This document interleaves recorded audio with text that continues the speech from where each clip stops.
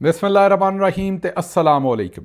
7 ਦਸੰਬਰ ਪਾਕਿਸਤਾਨ ਦੇ ਵਿੱਚ ਇਤਵਾਰ ਦੀ ਦੁਪਹਿਰ ਤੇ ਅੱਜ ਦੇ ਪੰਜਾਬੀ ਵੀਲੌਗ 'ਚ ਚੜ੍ਹਦੇ ਤੇ ਲੈਂਦੇ ਪੰਜਾਬ ਦੇ ਸੱਜਣਾ ਤੇ ਮਿੱਤਰਾਂ, ਭੈਣਾਂ ਤੇ ਭਰਾਵਾਂ, ਮਾਵਾਂ ਤੇ ਬਜ਼ੁਰਗਾਂ ਨੂੰ ਜੀ ਆਇਆਂ ਨੂੰ। ਸਭ ਤੋਂ ਪਹਿਲਾਂ ਤਾਂ ਜ਼ਰਾ ਟਾਈਮ ਟਰੈਕਰ ਦੀ ਗੱਲ ਕਰ ਲਈਏ। 8 ਦਿਨ ਹੋ ਗਏ ਨੇ, 8 days field marshal Asim Munir ਦਾ ਜਿਹੜਾ ਡਿਫੈਕਟੋ ਮਾਰਸ਼ਲ ਲਾ ਹੈ ਜਾਂ ਜਰਨੈਲੀ ਰਾਜ ਹੈ, ਉਹਨੂੰ ਅੱਜ 8ਵਾਂ ਦਿਨ ਹੋ ਗਿਆ। ਇਹ ਚੇਤੇ ਰੱਖਣਾ ਹੈ ਤੁਸੀਂ ਕਿ ਉਹ ਰਿਟਾਇਰ ਹੋ ਗਏ ਸਨ। ਉਹ 28 ਤਾਰੀਖ ਦੀ ਰਾਤ ਨੂੰ ਰਿਟਾਇਰ ਹੋਏ ਸਨ ਅਤੇ ਉਹਨਾਂ ਨੂੰ 5 ਤਾਰੀਖ ਨੂੰ ਦੋਹਰੇ ਨੋਟੀਫਿਕੇਸ਼ਨ ਮਿਲਿਆ, ਨਵੀਂ ਅਪਾਇੰਟਮੈਂਟ ਹੋਈ ਹੈ। ਇਹ ਵਿਚਲੇ ਜਿਹੜੇ 6-7 ਦਿਨ ਸਨ ਉਹ ਇੱਕ ਰਿਟਾਇਰਡ ਜਰਨਲ ਸਨ ਔਰ ਪਹਿਲੀ ਵਾਰੀ ਨਹੀਂ, ਦੂਸਰੀ ਵਾਰੀ ਉਹ ਦੂਜੀ ਵਾਰੀ ਰਿਟਾਇਰ ਹੋਏ ਨੇ ਅਤੇ ਫਿਰ ਉਹਨਾਂ ਨੂੰ ਨੋਟੀਫਿਕੇਸ਼ਨ ਹੁਣ ਮਿਲਿਆ। ਬਹਰਹਾਲ ਇਹ ਤਾਂ ਇੱਕ ਪਾਸੇ ਦੀ ਗੱਲ ਹੋ ਗਈ। ਅੱਜ ਦਾ ਜਿਹੜਾ ਸਾਡਾ ਪਹਿਲਾ ਟੌਪਿਕ ਤੁਹਾਡੇ ਨਾਲ ਜਿਹੜੀ ਗੱਲ ਕਰਨੀ ਹੈ ਉਹ ਇਹ ਹੈ ਕਿ ਜਿਹੜਾ ਕੰਮ ਇਮਰਾਨ ਖਾਨ ਸਾਹਿਬ ਕਰਨਾ ਚਾਹੁੰਦੇ ਸਨ ਉਹ ਕੰਮ ਆਖਿਰਕਾਰ ਹੋ ਗਿਆ। ਇਮਰਾਨ ਖਾਨ ਸਾਹਿਬ ਕੌਮ ਨੂੰ ਦੱਸਣਾ ਚਾਹੁੰਦੇ ਸਨ ਕਿ ਇਹ ਆਸਿਮ ਮੁਨੀਰ ਦਾ ਜ਼ਾਤੀ ਏਜੰਡਾ ਹੈ, ਇਹਦੇ 'ਚ ਕੋਈ ਫੌਜ ਜਾਂ PTI ਜਾਂ ਮੁਲਕ ਜਾਂ ਆਇਨ ਜਾਂ ਦਸਤੂਰ ਉਹਦਾ ਰੌਲਾ ਕੋਈ ਨਹੀਂ। ਸਾਰਾ ਰੌਲਾ ਇੰਨਾ ਹੈ ਕਿ ਆਸਿਮ ਮੁਨੀਰ ਸਾਹਿਬ ਕਿਸੇ ਸੂਰਤ ਇਕਤਦਾਰ ਨਹੀਂ ਛੱਡਣਾ ਚਾਹੁੰਦੇ। ਅਗਰ ਕੋਈ ਤਗੜਾ ਪ੍ਰਾਈਮ ਮਿਨਿਸਟਰ ਹੋਏਗਾ, ਫੌਜੀ ਜਰਨੈਲਾਂ ਨੂੰ ਤਗੜੇ ਪ੍ਰਾਈਮ ਮਿਨਿਸਟਰ ਇਸ ਤੋਂ ਪਸੰਦ ਨਹੀਂ, ਕਿਉਂਕਿ ਉਹ ਫਿਰ ਆ ਕੇ ਆਪਣੇ ਹੁਕਮ ਚਲਾਉਂਦੇ ਨੇ। ਉਹਨਾਂ ਨੂੰ ਸਮਝ ਆਉਂਦੀ ਵੀ ਹਕੂਮਤ ਅਸੀਂ ਕਰਨੀ ਹੈ, ਜਿਹੜੀ ਚੰਗੀ ਮਾੜੀ ਗੱਲ ਹੈ ਅਸੀਂ ਆਵਾਮ ਦੇ ਸਾਹਮਣੇ ਰੱਖਣੀ ਹੈ। ਇਹਨਾਂ ਨੂੰ ਚਾਹੀਦੇ ਨੇ ਅਰਦਲੀ, ਜਿਹੜੇ ਸਲੂਟ ਵੀ ਠੋਕਣ ਅਤੇ ਯੈਸ ਸਰ ਵੀ ਆਖਣ, ਜਿਵੇਂ ਸ਼ਹਬਾਜ਼ ਸ਼ਰੀਫ ਸਾਹਿਬ ਨੇ। ਇਸ ਲਈ ਤੁਸੀਂ ਵੇਖਿਆ ਵੀ ਭੁੱਟੋ ਸਾਹਿਬ ਜਦੋਂ ਤੱਕ ਤੇ ਇਹਨਾਂ ਦੇ ਗਮਲੇ 'ਚ ਲੱਗੇ ਰਹੇ, ਭੁੱਟੋ ਸਾਹਿਬ ਜਦੋਂ ਤੱਕ ਇਹਨਾਂ ਦੇ ਗਮਲੇ 'ਚ ਲੱਗੇ ਰਹੇ, ਅਯੂਬ ਖਾਨ ਸਾਹਿਬ ਨੂੰ ਡੈਡੀ ਕਹਿੰਦੇ ਰਹੇ, ਉਹਨਾਂ ਦੇ ਨਾਲ ਫਿਰਦੇ ਤੁਰਦੇ ਰਹੇ, ਉਹਨਾਂ ਦੇ ਵਜ਼ੀਰ ਰਹੇ, ਉਦੋਂ ਤੱਕ ਇਹਨਾਂ ਨੂੰ ਉਹ ਬਿਲਕੁਲ ਕਾਬਲੇ ਕਬੂਲ ਰਹੇ। ਉਸ ਤੋਂ ਬਾਅਦ ਯਾਹਿਆ ਖਾਨ ਸਾਹਿਬ ਦੇ ਨਾਲ ਵੀ ਰਹੇ। ਲੇਕਿਨ ਜਿਸ ਵੇਲੇ 1971 'ਚ ਯਾਹਿਆ ਨੇ ਮੁਲਕ ਤੋੜ ਦਿੱਤਾ ਔਰ ਮੁਲਕ ਤੋੜਨ ਤੋਂ ਬਾਅਦ ਭੁੱਟੋ ਸਾਹਿਬ ਜ਼ਾਹਿਰ ਹੈ ਉਸ ਵੇਲੇ ਬਾਅਦ ਦੇ ਵਿੱਚ ਹੈੱਡ ਆਫ ਸਟੇਟ ਬਣ ਗਏ। ਉਸ ਵੇਲੇ ਆਰਮੀ ਜਿਹੜੀ ਸੀ ਉਹਦਾ ਮੁਰਾਲ ਵੀ ਬੜਾ ਥੱਲੇ ਸੀ, ਸੋਸ਼ਲ ਮੀਡੀਆ ਹੈ ਨਹੀਂ ਸੀ, ਪਬਲਿਕ ਨੇ ਫਿਰ ਵੀ ਉਨੀ ਕ੍ਰਿਟਿਸਿਜ਼ਮ ਨਹੀਂ ਕੀਤੀ ਜਿੰਨੀ ਹੁਣ ਹਮੂਦੁਰ ਰਹਿਮਾਨ ਕਮਿਸ਼ਨ ਰਿਪੋਰਟ ਪੜ੍ਹਦੇ ਹਾਂ ਤਾਂ ਉਹਦੇ 'ਚ ਪਤਾ ਲੱਗਦਾ ਵੀ ਜਿੱਡੀ ਗਲਤੀ ਸੀ ਓਡੀ ਸਜ਼ਾ ਪਬਲਿਕ ਨੇ ਕੋਈ ਨਹੀਂ ਦਿੱਤੀ। ਪਬਲਿਕ ਨੇ ਦਰਗੁਜ਼ਰ ਕੀਤਾ। ਚਲੋ ਠੀਕ ਹੈ, ਸਮਝ ਵੀ ਆਉਂਦੀ ਹੈ ਵੀ ਯਾਰ ਸਾਡੀ ਫੌਜ ਹੈ, ਛੱਡੋ ਇਸ ਗੱਲ ਨੂੰ, ਆਪਣਾ ਝੱਗਾ ਚੁੱਕਿਆ ਆਪਣਾ ਹੀ ਢਿੱਡ ਨੰਗਾ ਹੁੰਦਾ ਹੈ, ਇਸ ਅਸੂਲ ਦੇ ਤਹਿਤ ਪਬਲਿਕ ਅੱਗੇ ਵੱਧ ਗਈ। ਲੇਕਿਨ ਜ਼ਾਹਿਰ ਹੈ ਭੁੱਟੋ ਸਾਹਿਬ ਨੂੰ ਤਾਂ ਪਤਾ ਸੀ ਕਿ ਇਹ ਕਮਜ਼ੋਰ ਹੋਏ ਨੇ। ਉਹਨਾਂ ਨੇ ਇਕਤਦਾਰ ਜਿਹੜਾ ਸਾਂਭ ਕੇ ਅਤੇ ਆਪਣੀ ਮਰਜ਼ੀ ਨਾਲ ਇਕਤਦਾਰ ਕਰਨ ਦੀ ਕੋਸ਼ਿਸ਼ ਕੀਤੀ, ਜਿਹੜਾ ਜਰਨੈਲਾਂ ਨੂੰ ਪਸੰਦ ਨਾ ਆਇਆ। ਹੁਣ ਤੁਸੀਂ ਜ਼ਰਾ ਗੌਰ ਨਾਲ ਸੋਚ ਲਓ ਵੀ 1971 'ਚ ਮੁਲਕ ਤੋੜਿਆ ਅਤੇ 3-4 ਸਾਲਾਂ ਦੇ ਵਿੱਚ ਹੀ, ਬਹੁਤਾ ਚਿਰ ਨਹੀਂ, 3-4 ਸਾਲਾਂ ਦੇ ਵਿੱਚ ਹੀ ਉਹਨਾਂ ਨੇ ਭੁੱਟੋ ਸਾਹਿਬ ਨੂੰ ਟੰਗ ਦਿੱਤਾ। 5-6 ਸਾਲਾਂ 'ਚ ਕਹਿ ਲਓ, ਉਹਨਾਂ ਨੇ ਭੁੱਟੋ ਸਾਹਿਬ ਨੂੰ ਲਟਕਾ ਦਿੱਤਾ ਔਰ ਉਹਨਾਂ ਦੀ ਜਿਹੜੀ ਹਕੂਮਤ ਨੂੰ ਖਰਾਬ ਖਰੂਬ ਕਰਨ ਵਾਲਾ ਕੰਮ ਤੋਂ 3-4 ਸਾਲਾਂ 'ਚ ਉਹਨਾਂ ਸ਼ੁਰੂ ਕਰ ਦਿੱਤਾ। ਜ਼ਿਆਉਲ ਹਕ ਸਾਹਿਬ ਨੇ ਕੰਮ ਫੱਟੀ ਲਿਖ ਦਿੱਤੀ। ਉਹਦੀ ਵਜ੍ਹਾ ਕੀ ਸੀ ਕਿ ਭੁੱਟੋ ਸਾਹਿਬ ਤਗੜੇ ਹੋ ਕੇ ਅੱਖਾਂ ਵਿਖਾਉਣੀਆਂ ਸ਼ੁਰੂ ਹੋਏ ਸਨ ਉਦੋਂ, ਔਰ ਉਹ ਸਾਨੂੰ ਕਾਬਲੇ ਕਬੂਲ ਨਹੀਂ। ਉਸ ਤੋਂ ਬਾਅਦ ਅਸੀਂ ਨਵਾਜ਼ ਸ਼ਰੀਫ ਸਾਹਿਬ ਦੀ ਪਨੀਰੀ ਲਾਈ ਗਮਲੇ ਦੇ ਵਿੱਚ। ਉਹ 1984 'ਚ, 86 'ਚ, 88 'ਚ, 92 'ਚ, ਆਪਣਾ 93 'ਚ, 90 'ਚ ਉਹ ਇਹਨਾਂ ਦੇ ਨਾਲ ਤੁਰੇ ਰਹੇ। ਜਿਸ ਵੇਲੇ ਉਹਨਾਂ ਨੇ ਪਹਿਲੀ ਵਾਰੀ ਥੋੜ੍ਹੀ ਜਿਹੀ ਮੀਮੇਖ ਕਰਨ ਦੀ ਕੋਸ਼ਿਸ਼ ਕੀਤੀ ਅਤੇ ਉਹਨਾਂ ਨੂੰ ਫੜਕਾ ਦਿੱਤਾ। ਦੂਜੀ ਵਾਰੀ ਜਦੋਂ ਉਹ ਆਏ ਅਤੇ 96 ਦੇ ਵਿੱਚ ਗਾਲਬਨ ਦੂਜੀ ਵਾਰੀ ਆਏ, ਜਾਂ ਮੇਰੇ ਖਿਆਲ 96 'ਚ ਹੀ ਆਏ ਦੂਜੀ ਵਾਰੀ, ਜਾਂ 97 'ਚ ਆਏ, 97 'ਚ ਮੇਰਾ ਖਿਆਲ। ਜਿਸ ਵੇਲੇ 97 'ਚ ਆਏ ਤਾਂ ਉਹਨਾਂ ਨੇ ਹੋਰ ਅੱਖਾਂ ਵਿਖਾਉਣੀਆਂ ਸ਼ੁਰੂ ਕੀਤੀਆਂ ਅਤੇ 99 ਦੇ ਵਿੱਚ ਫਿਰ ਉਹਨਾਂ ਨੂੰ ਹੱਥ ਕੜੀਆਂ ਲਾ ਚੜੀਆਂ। ਉਹਨਾਂ ਨੂੰ ਵੀ ਬਿਲਕੁਲ ਫਿੱਟ ਕਰ ਦੇਣਾ ਸੀ ਉਹ, ਅਤੇ ਤੁਹਾਨੂੰ ਪਤਾ ਨਵਾਜ਼ ਸ਼ਰੀਫ ਸਾਹਿਬ ਖਲੋਂਦੇ ਹੀ ਨਹੀਂ ਕਿਸੇ ਗੱਲ 'ਤੇ। ਉਹਨਾਂ ਮਾਫੀ ਮੂਫੀ ਮੰਗੀ, ਬਾਹਰੋਂ ਬੰਦੇ ਪਾਏ, ਉਹਨਾਂ ਕਿਹਾ ਮੇਰੇ ਪਿਓ ਦੀ ਤੋਬਾ ਆਇੰਦਾ ਨਹੀਂ ਕਰਦਾ, ਮੈਨੂੰ ਜਾਣ ਦਿਓ, 10 ਸਾਲ ਦਾ ਮੈਂ ਲਿਖ ਕੇ ਦਿੰਦਾ ਵੀ ਮੈਂ ਕਦੇ ਸਿਆਸਤ ਨਹੀਂ ਕਰਾਂਗਾ। ਉਹ ਜਨਾਬ ਅੱਡੀਆਂ ਨੂੰ ਥੁੱਕ ਲਾਇਆ ਅਤੇ ਮੁਲਕ ਤੋਂ ਨਿਕਲ ਗਏ। ਉਸ ਤੋਂ ਬਾਅਦ ਖੈਰ 9/11 ਹੋ ਗਿਆ, ਪਰਵੇਜ਼ ਮੁਸ਼ਰਫ ਸਾਹਿਬ 2008 ਤੱਕ ਤੁਰੇ ਰਹੇ। ਉਸ ਤੋਂ ਬਾਅਦ 2008 ਦੇ ਵਿੱਚ ਉਹ ਮੁਲਕ ਦੀਆਂ ਚੂਲਾਂ ਹੀ ਇੰਨੀਆਂ ਹਿਲਾ ਕੇ ਚਲੇ ਗਏ ਸਨ ਕਿ ਫੌਜੀ ਜਿਹੜੇ ਹੁਕਮਰਾਨ ਸਨ ਉਹ ਹੱਥ 'ਤੇ ਪਾਉਣਾ ਚਾਹੁੰਦੇ ਸਨ ਕੰਮ ਨੂੰ, ਪਰ ਉਹ ਕਈ ਵਾਰੀ ਹੁੰਦੇ ਨਾ ਵੀ ਹੱਥ ਬੰਦਾ ਪਾਉਣਾ ਚਾਹੁੰਦਾ ਵੀ ਪਰ ਕੰਮ ਪ੍ਰੋਜੈਕਟ ਭਾਰਾ ਹੁੰਦਾ ਹੈ, ਸਮਝਦੇ ਨਾ। ਬੰਦਾ ਹੱਥ ਪਾਉਣ ਤੋਂ ਪਹਿਲਾਂ ਸੋਚਦਾ ਵੀ ਯਾਰ ਇਹ ਪ੍ਰੋਜੈਕਟ ਮੇਰੇ ਤੋਂ ਭਾਰਾ ਹੈ। ਉਹੀ ਕੰਮ ਹੋਇਆ, ਉਹਨਾਂ ਨੇ ਹੱਥ ਨਾ ਪਾਇਆ ਕਿਸੇ ਨੇ ਵੀ। ਉਸ ਵੇਲੇ ਸੂਰਤ ਹਾਲ ਇਹੋ ਜਿਹੀ ਨਹੀਂ ਸੀ ਕਿ ਹੱਥ ਪਾਉਂਦੇ, ਕਿਉਂਕਿ ਲੋਕੀ ਵਾਰ ਅਗੇਂਸਟ ਟੈਰਰ ਜੋ ਕੁਝ ਹੋਇਆ ਟੈਰਰਿਜ਼ਮ ਦੇ ਵਿੱਚ, ਜਿਸ ਤਰ੍ਹਾਂ ਦਾ ਕਿਰਦਾਰ ਸੀ ਸਾਡੇ ਉਸ ਵੇਲੇ ਦੇ ਫੌਜੀ ਆਮਰ ਪਰਵੇਜ਼ ਮੁਸ਼ਰਫ ਦਾ, ਫੌਜ ਦੀਆਂ ਔਰ ਮੁਲਕ ਦੀਆਂ ਚੂੜਾਂ ਲਾ ਕੇ ਚਲੇ ਗਏ ਸਨ। ਇਹ ਸਾਰੀ ਸੂਰਤ ਹਾਲ ਦੇ ਵਿੱਚ ਗਾਂ ਤੁਰਿਆ ਰਿਹਾ ਕੰਮ। ਗਾਂ ਫਿਰ ਤੁਹਾਨੂੰ ਪਤਾ ਹੀ ਹੈ ਰਾਹੀਲ ਸ਼ਰੀਫ ਸਾਹਿਬ ਅਤੇ ਅੱਗੋਂ ਬਾਜਵਾ ਸਾਹਿਬ ਆ ਗਏ। ਜਿਸ ਵੇਲੇ ਬਾਜਵਾ ਸਾਹਿਬ ਆਏ ਤਾਂ ਉਦੋਂ ਤੱਕ ਉਹ ਥੋੜ੍ਹੇ ਜਿਹੇ ਸਿੱਧੇ ਪੱਧਰੇ ਹੋਣਾ ਸ਼ੁਰੂ ਹੋਏ ਕਿ ਹੁਣ ਫਿਰ ਹੱਥ ਪਾਇਆ ਜਾ ਸਕਦਾ। जिस तरह ही इमरान खान साहब हुकूमत च आए और उन्होंने अपनी मर्जी ਨਾਲ फैसले छोटे मोटे करने शुरू किए तो उन्होंने कहा जी उल्टा दिओ, ये नहीं सानू चाहिए कोई होर होवे, उल्टा छड़िया। हुण इस तो पहले जिहड़े सन नवाज शरीफ होया कोई भी बंदा, भुट्टो साहब खलोते तो उन्होंने फाहे ला दिता। ये नवाज शरीफ होए, बेनज़ीर साहबा होईयां, जरदारी साहब होए, दूजे बंदे होए, वो विचों कोई ना कोई डील करके निकल जाते सन। इमरान खान साहब खलो गए। हुण खलो गए तो हुण चौधरी नूं समझ नहीं आउंदी भी जावां किहड़े पासे। चौधरी नूं ये, चौधरी का मतलब आर्मी चीफ जिहड़ा भी हुंदा उस वेले दा, इस वेले दा आसिम मुनीर ज़ाहिर है, इन्हां नूं ये सी कि कोई गल नहीं, इलैक्शन ते जिधर असीं, मेरा मतलब है कि लोगों नूं दस देंगे भी यह पार्टी जितनी है उन्हें जित जाना है। 8 फरवरी नूं लोगों ने इन्हां नूं बुरी तरह एक्सपोज कर दिता और हरा दिता। हुण इन्हां नूं कोई समझ नहीं आउण डई भी जाइए तो किहड़े पासे जाइए।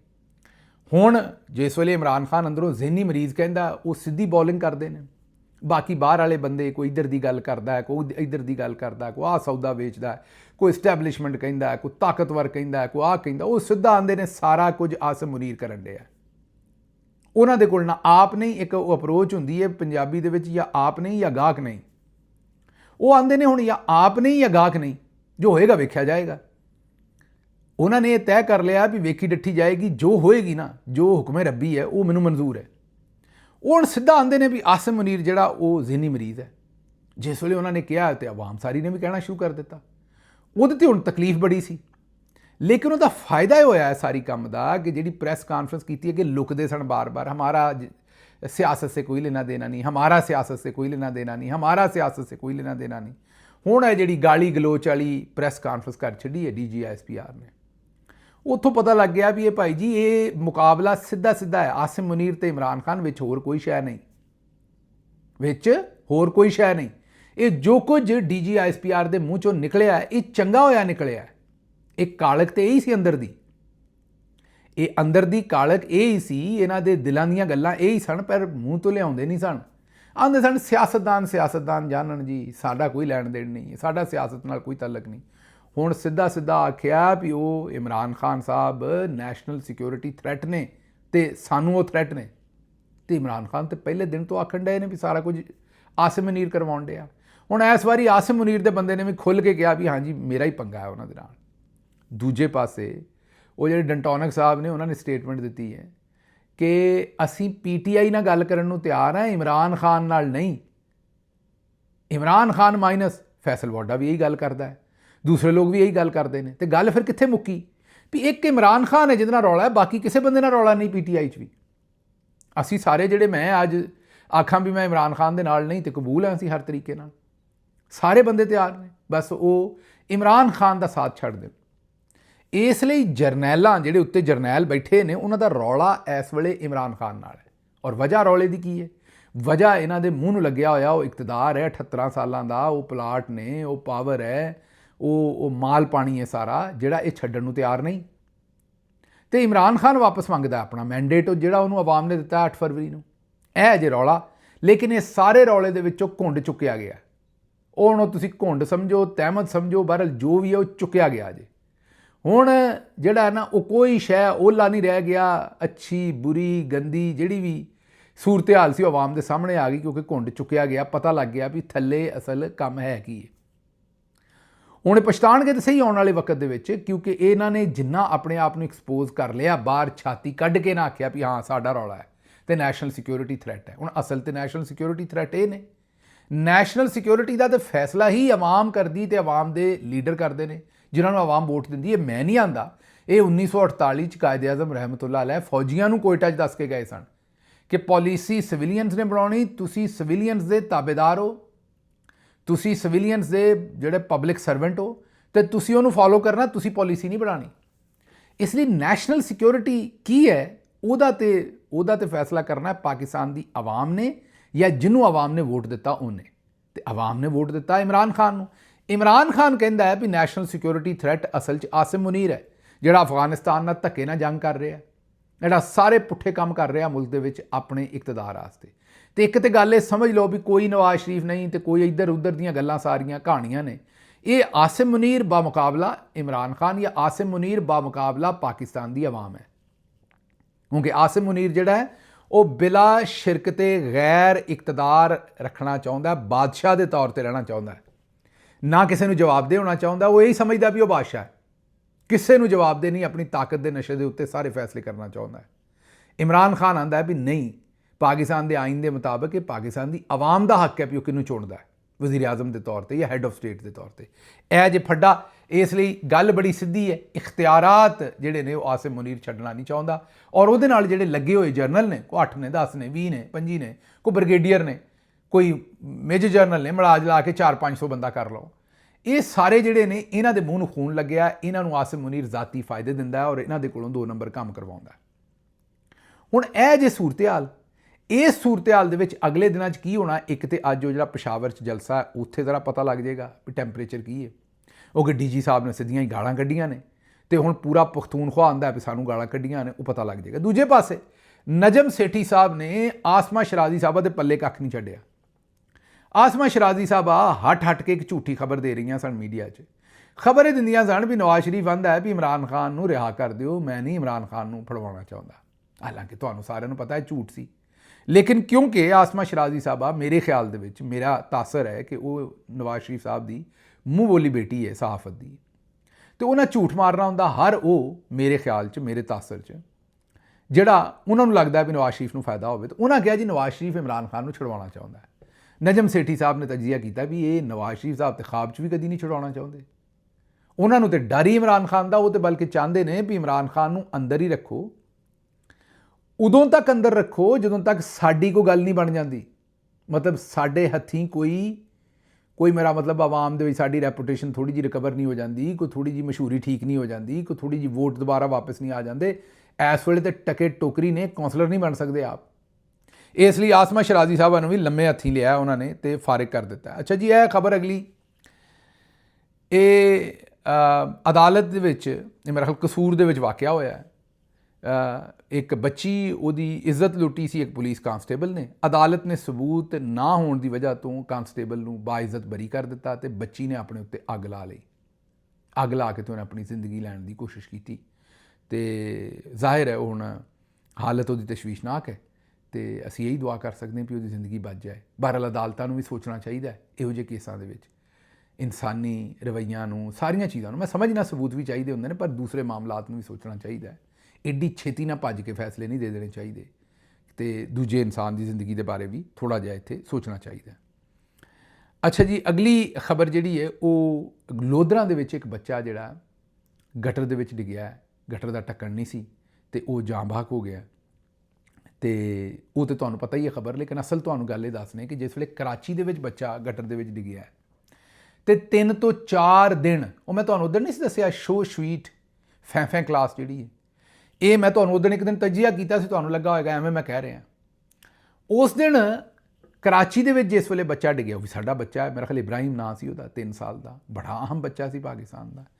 ਇਹ ਹੁਣ ਜਿਹੜਾ ਬੱਚਾ ਹੈ ਇਹ ਵੀ ਬੜਾ ਅਹਿਮ ਹੈ, ਇਹ ਉਨਾ ਹੀ ਅਹਿਮ ਹੈ ਜਿੰਨਾ ਉਹ ਸੀ ਤੇ ਉਹ ਬੱਚਾ ਵੀ ਉਨਾ ਹੀ ਅਹਿਮ ਹੈ ਜਿੰਨਾ ਇਹ ਸੀ। ਲੇਕਿਨ ਉਹ 3 ਤੋਂ 4 ਦਿਨ ਹੈਡਲਾਈਨਾਂ ਚੱਲਦੀਆਂ ਰਹੀਆਂ, ਪੂਰੇ ਮੁਲਕ ਦੇ ਵਿੱਚ ਇਹਨਾਂ ਕੜਤਲਾਂ ਮੇਲ ਕੇ ਰੱਖ ਦਿੱਤੀਆਂ ਜਨਾਬ ਕਿ ਬੱਚਾ ਡਿੱਗਿਆ, ਲੋਕੀ ਰੋਣ, ਉਹ ਜਿਹੜੀ ਫੈਂ ਕਲਾਸ ਆ ਕੇ ਰੋਵੇ ਅਥਰੂਆਂ ਦੇ ਨਾਲ, ਵੇਖੋ ਬੱਚੇ ਨਾਲ। ਜ਼ਾਹਿਰ ਹੈ ਗੱਲ ਤੇ ਠੀਕ ਸੀ ਉਹ ਸਾਰੀ, ਲੇਕਿਨ ਉਹਨਾਂ ਲੋਧਰਾਂ ਵਾਲਾ ਜਿਹੜਾ ਬੱਚਾ, ਇਹਦੀ ਖਬਰ ਹੀ ਕੋਈ ਨਹੀਂ ਆਈ। ਇਹ ਪਤਾ ਨਹੀਂ ਸਸਤਾ ਸੀ ਖੂਨ, ਪਤਾ ਨਹੀਂ ਲੋਧਰਾਂ ਦਾ ਸੀ, ਕਿਸੇ ਦੂਰ ਪਾਰ ਇਲਾਕੇ ਦਾ, ਉੱਥੋਂ ਦੇ ਲੋਕ ਮਾੜੇ ਨੇ, ਉਹਨਾਂ ਨੂੰ ਮੁਸ਼ਕ ਆਉਂਦੀ ਹੈ, ਬੋ ਆਉਂਦੀ ਹੈ, ਉਹਨਾਂ ਦੀ ਗੱਲ ਕਰਨ ਨੂੰ ਤਿਆਰ ਨਹੀਂ ਹੈ, ਉਹਨਾਂ ਦੇ ਬਾਰੇ ਖਬਰ ਲਾਉਣ ਨੂੰ ਤਿਆਰ ਨਹੀਂ ਹੈ ਮੀਡੀਆ, ਉਹਦੇ ਬਾਰੇ ਰੌਲਾ ਪਾਉਣ ਨੂੰ ਤਿਆਰ ਨਹੀਂ ਹੈ। ਉੱਥੇ ਜਨਾਬ ਮੇਅਰ ਨੂੰ ਵੀ ਨਾ ਛੱਡਿਆ ਤੇ ਬਿਲਾਵਲ ਨੂੰ ਵੀ ਨਾ ਛੱਡਿਆ ਤੇ ਚੀਫ ਮਿਨਿਸਟਰ ਨੂੰ ਵੀ ਨਾ ਛੱਡਿਆ।